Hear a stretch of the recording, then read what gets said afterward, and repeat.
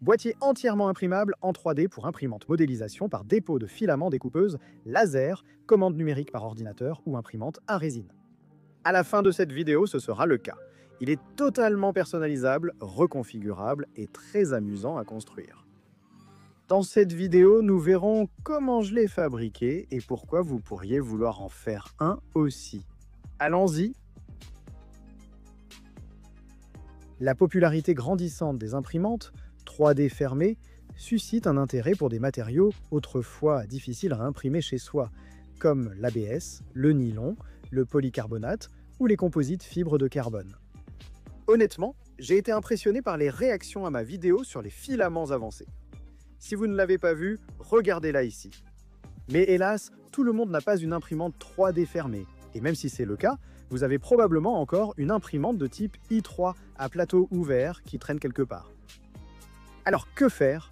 Et que se passe-t-il si, comme certains d'entre nous, votre passion de maker inclut l'utilisation d'imprimantes 3D à résine, de machines commandes numériques par ordinateur ou de toutes sortes d'autres choses dangereuses?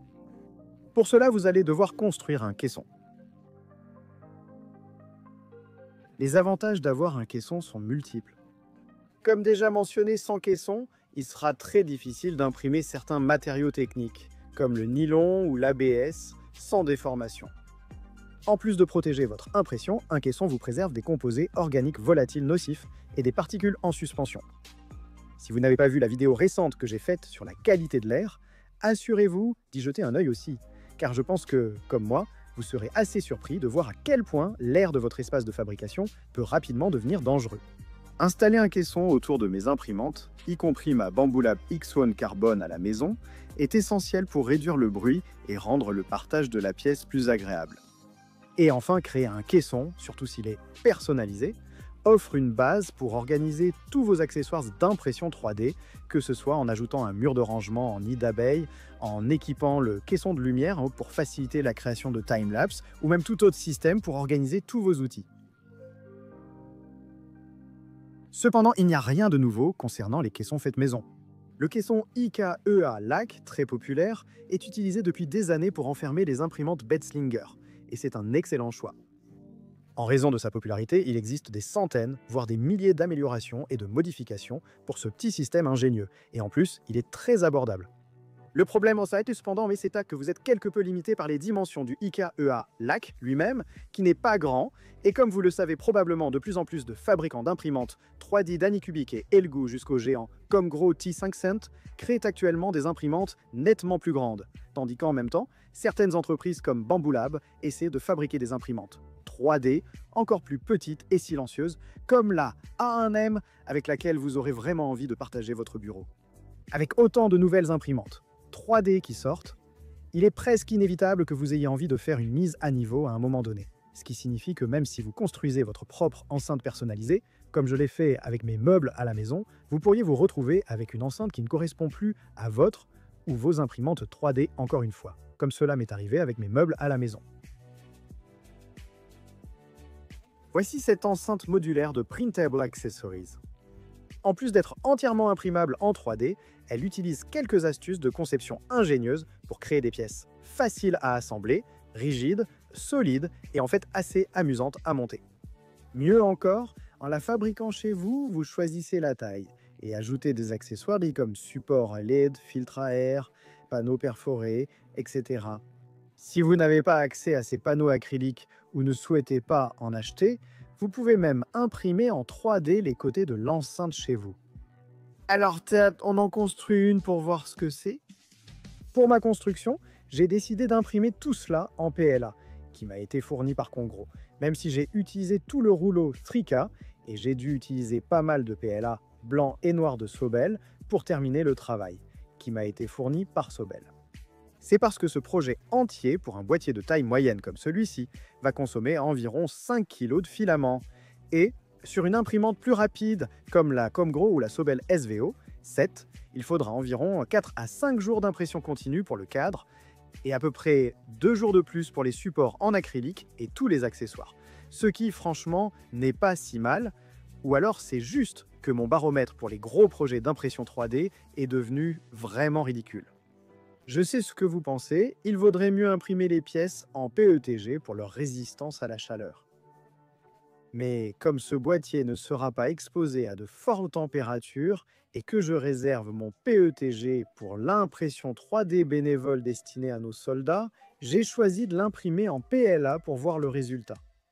L'impression des pièces a été assez simple, même si je les ai surtout imprimées sur la ComGro T500.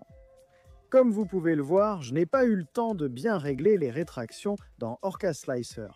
J'espère donc que vous ne me jugerez pas pour les fils. J'ai donc choisi d'imprimer sur mon Voron quelques pièces visibles, car je voulais profiter de la surface de construction à motif sophistiqué de Fizek. Et j'ai immédiatement regretté de ne pas avoir imprimé plus de pièces avec. Ça aurait donné un effet super cool sur tout le cadre qui tient l'acrylique, mais que voulez-vous? Au fait, je dois aussi dire que j'adore le fait que les pièces aient été conçues pour nécessiter presque aucun support, à part le petit ergot sur le cadre et quelques zones à soutenir sur les supports d'acrylique. J'apprécie aussi leur utilisation de pontage impressionnant pour limiter le gaspillage de matériaux. Le seul inconvénient du côté impression, c'est que les jupes sont pratiquement indispensables pour le cadre, ce qui a créé beaucoup de travail supplémentaire à faire avant que je puisse commencer l'assemblage. Au départ, j'ai pensé qu'étant un produit en pré-lancement lors de son assemblage, il y aurait peu d'instructions. Et donc malheureusement, j'ai perdu pas mal de temps à essayer de comprendre moi-même où chaque pièce allait. Mais une fois que j'ai trouvé les 10 manuels d'instructions spécifiques dans le dossier Google Drive qu'on m'avait donné, oups, assembler ce truc a vraiment été un jeu d'enfant. Et pour être encore plus honnête, c'était en fait vraiment amusant. Alors que je pensais que monter ce truc serait une vraie galère, il y a en fait quelque chose de super satisfaisant dans la façon dont toutes les différentes pièces s'emboîtent. Et c'est vraiment incroyable de voir comment il prend forme et s'élève petit à petit. C'est un peu comme construire avec ces énormes briques de Lego.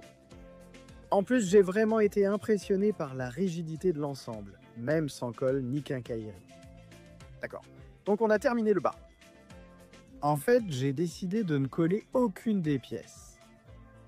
Ou de les fixer avec des boulons. Les gens de chez Krat m'ont dit que les boulons servent si on veut pouvoir le démonter plus tard, afin de le reconfigurer comme un autre boîtier de taille différente en utilisant les mêmes pièces, un peu comme des Lego, pour une autre imprimante si jamais on change d'imprimante.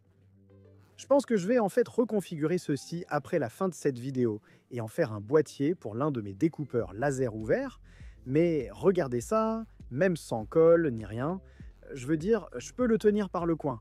C'est vraiment solide, hein, donc je ne pense même pas que je vais le coller ou mettre du matériel, je n'en vois pas l'utilité. Ces clips le maintiennent tellement fermement et surtout, une fois que l'acrylique sera en place, je pense que ça va être vraiment stable et solide, au point que je n'aurai pas vraiment besoin, vous voyez, pourquoi perdre du temps, gaspiller du matériel et rendre le démontage encore plus difficile si je veux le reconfigurer. Alors, continuons à construire ce truc. Oui, vous avez bien entendu. Au milieu de la construction de ce truc pour le Bamboo Lab à One Mini, j'ai en fait décidé que je préférerais l'utiliser pour mon B1 Open Air Laser plus long, puis utiliser les accessoires optionnels pour diriger le ventilateur d'extraction vers un purificateur d'air que Flux m'a donné lorsque j'ai testé le flux BMO. C'est à ce moment-là que j'ai eu une révélation et que j'ai vraiment compris le véritable avantage de ce système, et ce n'est pas la personnalisation, même si c'est cool aussi. Le véritable avantage, c'est que je peux non seulement reconfigurer l'enceinte chaque fois que je veux changer d'imprimante, mais je peux aussi la traiter de la même manière que par exemple mon installation Gridfinity ou mon mur en nid d'abeille. Vous voyez, parce que ce truc, du moins son cadre, est tellement rapide et facile à assembler, je peux simplement imprimer un tas de pièces, les stocker dans des bacs, et puis chaque fois que j'ai un projet qui nécessite une enceinte, je peux littéralement en construire une en quelques minutes, en assemblant les pièces pour créer une enceinte de la taille souhaitée. Je n'ai même pas besoin d'utiliser de l'acrylique coûteux. Disons par exemple que je voulais créer une tente de peinture pour éviter que de la poussière ne se dépose sur une surface lorsque je la peins. Je pourrais utiliser ce cadre et ensuite soit le recouvrir de plastique transparent, jetable, soit découper du carton à la bonne taille. Ou disons que je veux faire un projet où j'ai besoin d'utiliser beaucoup de produits chimiques toxiques, comme du 3D Gloop ou une résine époxy agressive. Je pourrais simplement construire rapidement un caisson pour les contenir pendant qu'ils sèchent et y mettre une boîte bento ou un Evermore.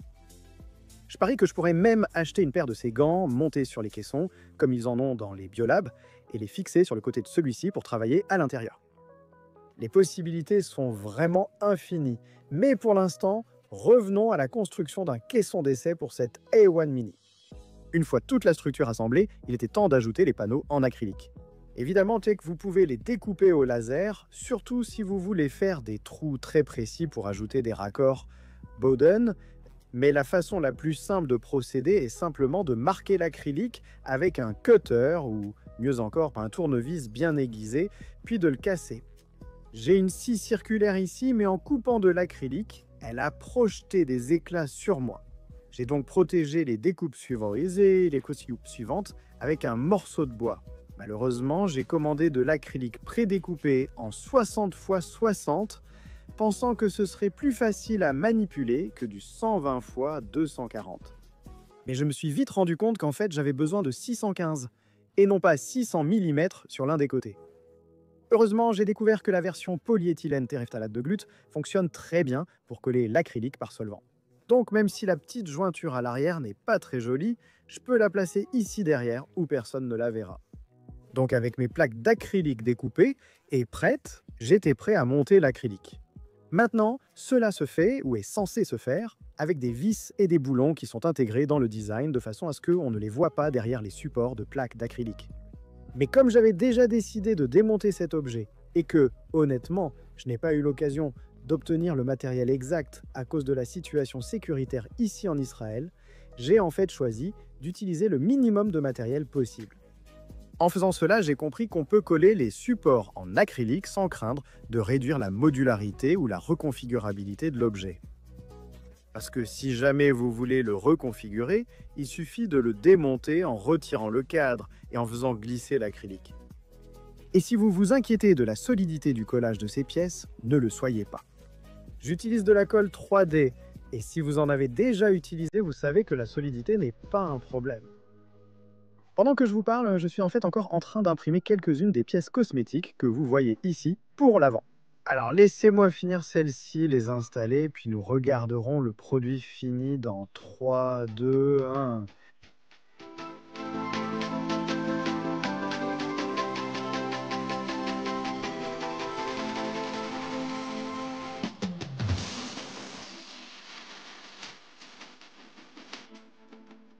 Voilà, c'est fait. Ce boîtier est entièrement imprimable en 3D. Et c'est cool, mais personnellement, je trouve que ce qui est encore plus intéressant, c'est que vous pouvez le reconfigurer complètement, comme beaucoup d'autres projets et standards d'impression 3D que j'apprécie.